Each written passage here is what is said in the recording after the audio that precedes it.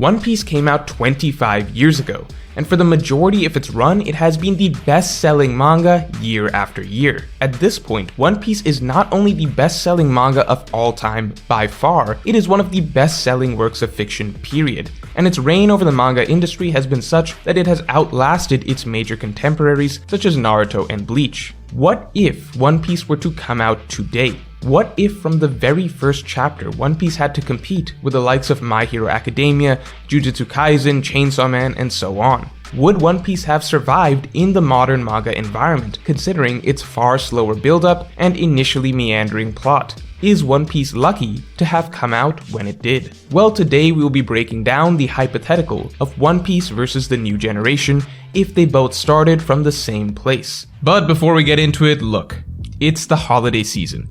You're busy. Save yourself some time and money by getting your meals taken care of with HelloFresh, the sponsor for this video. HelloFresh is the easy meal prep service delivered straight to your door, with everything you need for healthy, delicious meals handed straight to you that can be prepared in less than 20 minutes. And with you having to spend so much money on gifts these holidays, HelloFresh is a huge money saver, since it is 25% less expensive than shopping for groceries. If your kitchen is going to be a mess cooking up stuff this month anyway, HelloFresh comes with dishes that are specifically easy cleanup. So you can just lay everything out, knock out a quick meal in less than 20 minutes, and basically no cleanup afterwards. Just get back to whatever else you were doing before. And since it is the season, you can easily choose from holiday-inspired dinner recipes, seasonal add-ons, or even a full, pre-planned 3-course meal for when you have guests over. And the best part is, this holiday season, you can actually get 18 free meals with your purchase. Just go to HelloFresh.com and use code MrMorge18 for 18 free meals plus free shipping. That's HelloFresh.com, code MrMorge18 for 18 free meals plus free shipping. So to begin with, there are several sharp advantages that modern series have that make them strikingly different from One Piece's early chapters, and in many ways more compelling than the early One Piece chapters. Now, I love Romance Dawn, Orange Town, and Syrup Village as much as the next guy, but that's because I love the story of One Piece as a whole, and so I can look back fondly at the simplistic early beginnings with nostalgia. But no matter how you spin it, times have changed. Popular modern shonen stand out by establishing fundamental elements of their broader stories much faster than One Piece. Whereas One Piece aims to withhold information about the world for as long as possible from the reader, for example, not even informing us of the first and in fact least significant of the 3 great powers until an absurd 70 chapters in, series such as My Hero Academia, Chainsaw Man, and Black Clover aim to very rapidly establish as many significant elements about their fantasy worlds as soon as possible. World building is exciting, and creating a sense of grand structure very quickly can make a series more interesting than One Piece from the get-go, since you're being given more reasons to believe that this is a world worth exploring. And while One Piece's world building ultimately outstrips all these other series by a long shot, it initially simply seems like a series of disconnected and honestly unimaginative islands at first, with no sense of understanding of the various factions that exist or the overall conflict in the world. And in terms of conflict, this is another key factor in that modern shonen tend to establish more definitive overarching conflicts for their series almost right off the bat. Yes, Luffy wants to be the Pirate King, but what does that really mean?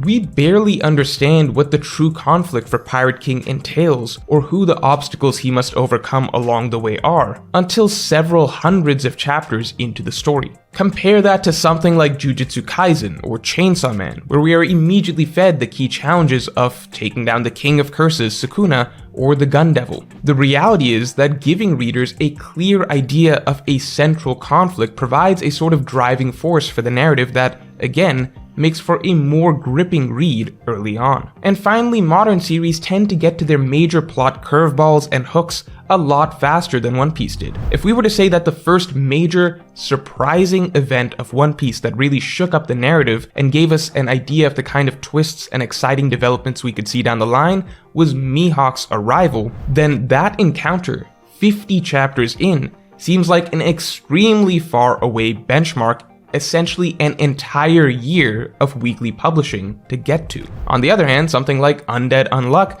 drastically ramps up in terms of conceptual intrigue just 17 chapters in with the Spoil arc, and Jujutsu Kaisen is very similar with the first special grade mission. 20 chapters into One Piece, the only significant villain Luffy has fought is Buggy, in a fight that would be considered extremely bland by today's Shonen Jump standards. The reality is that One Piece's method of slow build-up is a relic of a different time, and honestly, even compared to its contemporaries such as Naruto, One Piece was really slow to get to its good arcs, to its most exciting characters, to its overarching conflict, to establishing the world, and so on. And by today's standards, the 100-chapter long East Blue Saga, which serves as practically a prologue storyline to the real adventure, seems absurdly slow in comparison to the developments most other shonen hit within their first 100 chapters. However, all of that being said, here is the first major counterpoint. I do believe that if One Piece were published today in exactly the same writing style with every chapter exactly the same, then sure, it may not last a full year. I don't know if readers would entertain the likes of Alvida, Axe-Hand Morgan, Buggy the Clown, and so on for nearly a year without any sense of a greater foe, clear overarching conflict, or complex world. However, if One Piece were magically transported forward through time to be published in 2022, then it would very easily be able to, with a few slight changes, mold itself to the modern era and likely be just as successful. This is because the biggest thing One Piece has going for it is ultimately the grand, planned out vision that Oda had from the get-go. Just because One Piece was initially published during a time period where series could get away with slower starts, and therefore Oda had the luxury to write a slower start with a gradual build-up to his grand vision, doesn't change the fact that Oda could easily have given One Piece all the bells and whistles of modern-day shonen right off the bat, since Oda always knew the interesting points he would be leading to anyway. We've already done so much revisiting of earlier parts of the story with new contexts being applied to it. Who is to say that Oda couldn't have opened with more focus on, for example, the significance of Roger's execution, and more hints to the great pirates and figures that this execution spawned, as seen in Chapter 0. Who's to say that Mihawk and mentions of the Shichibukai couldn't have come earlier? The unfortunate drawback would be that the story as a whole may not be quite as great as it currently is, as I personally feel that the gradual pacing and build-up of One Piece, while on the one hand makes it a slow burn, at the same time makes the payoffs that much more meaningful. Seeing someone like Mihawk effortlessly destroy Zoro has a lot more impact on the reader when it happens, precisely because we've already been going through several arcs feeling as though Luffy and Zoro are just the strongest characters around. And over many chapters, we've become accustomed to them tearing through the enemies of any island. Seeing Zoro get humiliated like this only means so much, because we've spent 50 chapters observing how much stronger he is than all these other opponents and getting a sense of the infamous reputation that he carries. Basically, spending more time exploring a small pond before zooming out inherently makes the world seem that much bigger, and simultaneously makes the reveal that there are 6 other figures like Mihawk that much more exciting. So it's a trade-off. Oda could certainly have made changes to get the ball rolling faster if he was forced to write in that sort of environment, but at the same time, it's because he had the time and the luxury to really build his plot and his world that One Piece feels as epic as it does today. Now, as fascinating as this video is, I know you're having a hard time concentrating because you can't take your eyes off the beautiful poster in the background. This is one of the best pieces of One Piece artwork you will ever see, by artist Waflo, and you can get it for yourself or someone you care about through the Morge store. We've just added 7 more designs, all available now on morgestore.com. This poster could be on your wall. Just hit the link in the description below to get it for yourself or for somebody else, link in the description below. Now that aside, the hypothetical of if One Piece came out today is difficult to truly break down, since one must also take into account that One Piece's very existence in the first place has had great influence on how the series of today are written. With One Piece being such a towering presence in the manga industry, it's fair to say that plenty of shonen that have come in its wake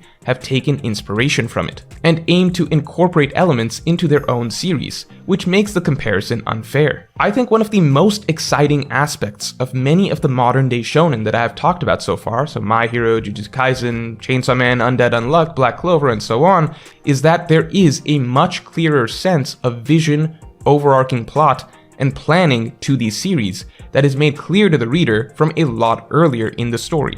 Compared to a lot of One Piece's contemporaries such as Naruto, Bleach, and Hunter x Hunter, I always felt that One Piece's biggest strength in comparison to that group was the sense of clear and continuously building overarching plot with all pieces clearly fitting together to flow in one distinct direction, building on one through line. That's not to say that One Piece is better than those works, I'm just saying that is one particular strength that One Piece had, the same way I would say that Hunter x Hunter has the best developed power system and so on. And with regards to that particular strength of One Piece, I think that is something specifically that I can see a lot of modern shonen have benefited from and is very clearly present in their stories today. But interestingly, in this regard, it seems that no modern shonen series will ever be able to quite reach the sheer scope of Oda's vision. Because as a byproduct of having seemingly very tightly planned overarching plots with clear endpoints in mind, I think most shonen manga that I've read recently all seem to be on a trajectory to end a lot earlier than One Piece. Meaning, at the end of the day, even if One Piece, the way it was originally constructed,